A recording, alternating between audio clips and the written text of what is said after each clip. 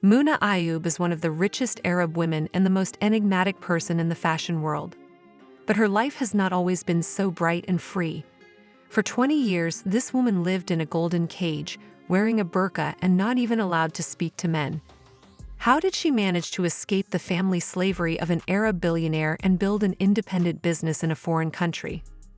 And why was she hated by all of Saudi Arabia? Watch the video in full to learn about Mouna Ayoub's amazing story. Let's get started. Mouna was born in Kuwait to an ordinary family.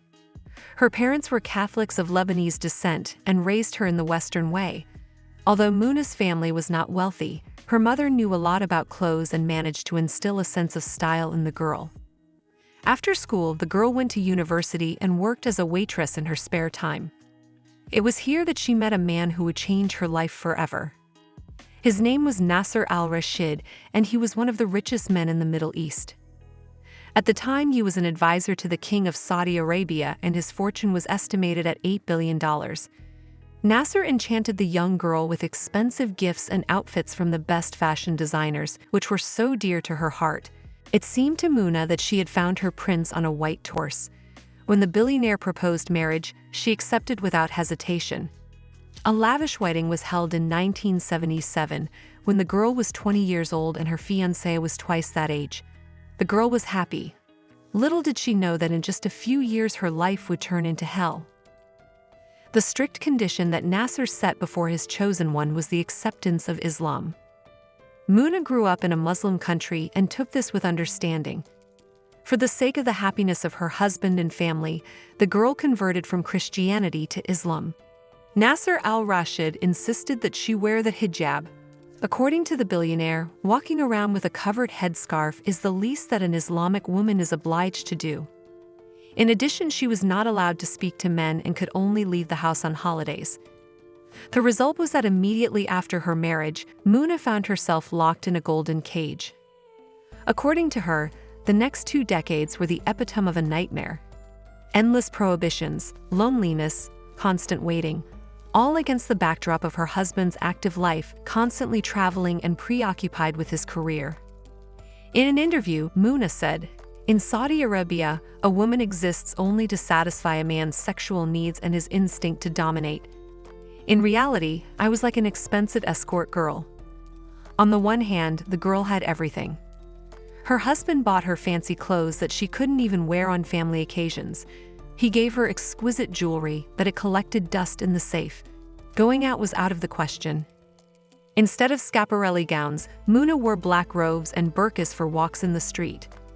This, despite the fact that a sense of style was literally ingrained in the girl's worldview. Throughout the years of her marriage, she felt unhappy, never stopped crying and dreaming of a better life. She tried to divorce her overbearing husband. However, by that time, the woman had already given birth to 5 children and was forced to suppress her desire for freedom for their sake. The girl found some solace in collecting couture clothing and unusual jewelry. Her husband was so rich that her spending did not hurt the family budget. And it was only after 20 years that Mouna managed to get a divorce in full accordance with Islamic law. Still, Nasser was furious. Using his influence with the Arab press, he launched a campaign of harassment against his ex-wife. As a result, all of Saudi Arabia hated her. In an effort to morally destroy Mouna, the billionaire included a clause in the divorce agreement requiring her to leave the country. Another clause stipulated that the children would remain with their father until they reached the age of majority. This deprived Mouna of the right to see them for years to come. And of course, she couldn't claim even a small portion of her ex-husband's fortune. But Nasser dared not take away her gifts. Otherwise, he risked hopelessly tarnishing his image in the highest circles of Saudi Arabia. As a result of the divorce, the woman was deprived of almost everything. Nevertheless, she completed her escape from the golden cage. With the clothes and jewelry she had been given, she moved to Paris. Mouna knew for sure that life did not end there, but on the contrary, it had just begun. Thanks to her knowledge of the realities of high society, the woman made the perfect investment. She had to sell almost all of her jewelry, including unique pieces from Bulgari, Harry Winston, and Buccellati. The proceeds were enough to buy a sailing yacht called Fosse. Mouna gave about $7 million for it, and about $20 million more was spent to fix it up. Her ex-husband was convinced that an inexperienced businesswoman was throwing millions to the wind. He thought she should have gone bankrupt and come back to him to ask for forgiveness, but he was sorely mistaken. Mouna's yacht became wildly popular. The rich of Europe lined up to rent it, at least for a few days. Mouna began to earn millions and invested the profits in luxury real estate. Chic homes were also rented out. In just a few years, the lady had amassed a fortune of nearly $500 million. For her soul, Mouna still bought couture dresses and jewelry. In contrast to her life in Saudi Arabia, she was now free to attend fashion shows and even walk the runway herself. Karl Lagerfeld, Jean-Paul Gaultier, and other famous fashion designers became friends with the woman who wore a burqa yesterday. They were frequent guests of Mouna at her villa in Monaco.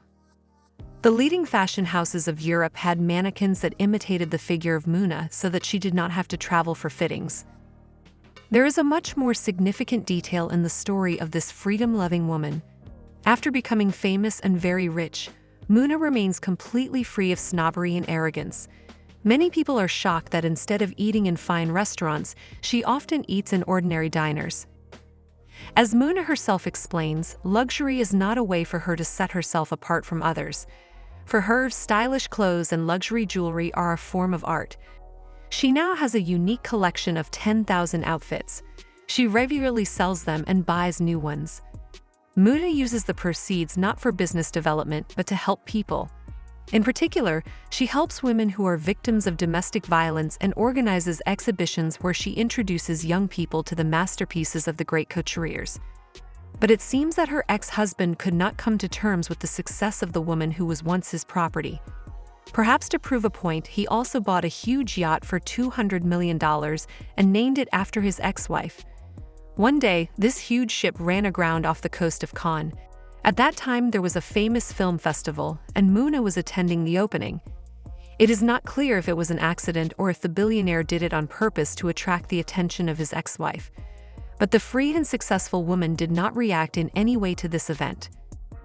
In the year 2000, Mouna Ayoub wrote an autobiography. The book became an instant bestseller and is still selling well. Many people wanted to know the life story of a woman about whom almost all of Saudi Arabia spoke unflatteringly a few years ago. Now, Mouna lives a life of pleasure and needs nothing. She is one of the richest Arab women in the world and tries not to think about her unhappy years of marriage. What do you think about this freedom-loving woman and her fate? Write in the comments. If you enjoyed this video, don't forget to like it and subscribe to our channel. See you soon.